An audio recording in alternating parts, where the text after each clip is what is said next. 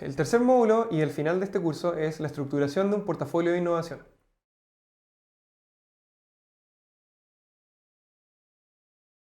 La estructuración del portafolio parte de la evaluación de una cartera de proyectos. En la medida que el sistema fomente la creación de equipos que conozcan la mecánica de los procesos y las reglas, vamos a tener proyectos y proyectos y proyectos y más proyectos nuevos. En el fondo vamos a tener que saber en cuáles dedicarle tiempo y cuáles no, y vamos a tener que definir cómo evaluar cuáles son los que vamos a meter en nuestra cartera de proyectos y cuáles vamos a dedicarles tiempo y dinero. En el fondo tenemos que definir cómo vamos a gestionar esto, y una forma muy común es hacer un funnel de proyectos en el que recibimos muchos proyectos a nivel de idea, vamos filtrando y hacemos competir a los mejores en torneos, por ejemplo, anuales o semestrales o cada cierta periodicidad. En el fondo ese es el modelo como más fácil de llevar porque son procesos con ventanas de tiempo definidas, acotados en tiempo y que son fáciles de medir porque en el fondo tenemos el torneo 1 que recibió tantas ideas y salieron tantos proyectos, el torneo 2 y así lo vamos midiendo. Entonces una de las formas más comunes en las que se lleva a cabo,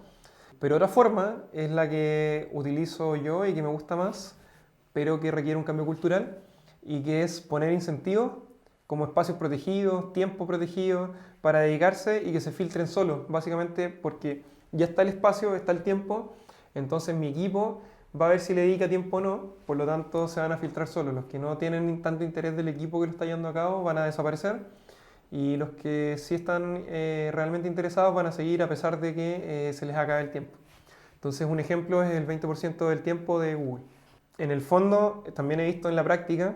que el modelo de los funnel tiene la ventaja que les decía que fácil, no es fácil, pero es más entendible y lógico de gestionar, pero el problema que tiene es que a veces se premian proyectos en los cuales el equipo no tiene tanto interés, a pesar de que el proyecto es muy interesante, el equipo que lo está llevando a cabo no lo sigue llevando a cabo en el futuro y además requiere que si se hace ese tipo de torneo, eh, la organización también de los espacios y los incentivos a veces monetarios o de remuneración no monetaria a los equipos que lo lleven a cabo para evitar que los dejen botados. La definición del proceso de evaluación es la que va a permitir saber en qué proyectos vamos a invertir como organización y en cuáles no. Puede ser que algunos proyectos en los cuales no invirtamos el equipo esté dedicado y siga trabajando y por eso es bueno tener bien claros los incentivos para las personas, porque puede ser que nosotros como organización no veamos el valor ahora, pero el equipo sí lo vea y en el largo plazo sea un proyecto relativamente interesante para la compañía. Entonces, importante para definir el proceso es que primero debemos elegir qué estrategia de selección vamos a seguir. Si es una en base a competencia, cuáles van a ser las métricas que vamos a utilizar y quiénes serán los encargados de evaluar, cuántas veces al año se va a hacer, en fin, generar un sistema basado en torneos requiere sus reglas, requiere las reglas del torneo. Es como cualquier fanático de algún deporte sabe que su liga tiene ciertas reglas. Por ejemplo, a mí me gusta el básquetbol y la NBA tiene la temporada regular, se eligen los 8 mejores por división, o sea, por conferencia, y después juegan los playoffs. Y los playoffs tienen nuevas reglas. Eso es una forma de entender el torneo, en este caso de básquetbol. En el caso de la innovación va a ser similar. Vamos a decir, en esta etapa postulan, en esta etapa los hacemos competir, en esta etapa filtramos y los que pasan son estos que cumplen estas reglas. En el fondo, crear un torneo es muy similar a entender cualquier deporte competitivo. En el fondo tenemos que lograr ese esquema. Ahora, el otro modelo, que es si es que existe un autofiltrado, hay que definir cuáles son los incentivos, cuáles son los espacios y otros que fomenten que se pueda ejecutar, que se creen estos intereses y que las personas tengan razones para poder dedicarle tiempo para que uno después pueda confiar en estos equipos y que al final tanto el equipo como el mercado van a hacer la decisión sola. Entonces, eso tiene que ver con, en el fondo, no establecer quizás las reglas de cómo filtramos, pero sí establecer cuáles son las reglas para dejar que estos equipos aparezcan y trabajen. Las herramientas a utilizar, por ejemplo, pueden ser matrices 2x2, en las cuales vemos quizás la complejidad versus el impacto potencial, o vemos el costo de ejecutarlo versus cuánto retorno vamos a tener. En el fondo, herramientas que sean bien sencillas para que cualquier parte de la organización pueda tener voz y voto en estas decisiones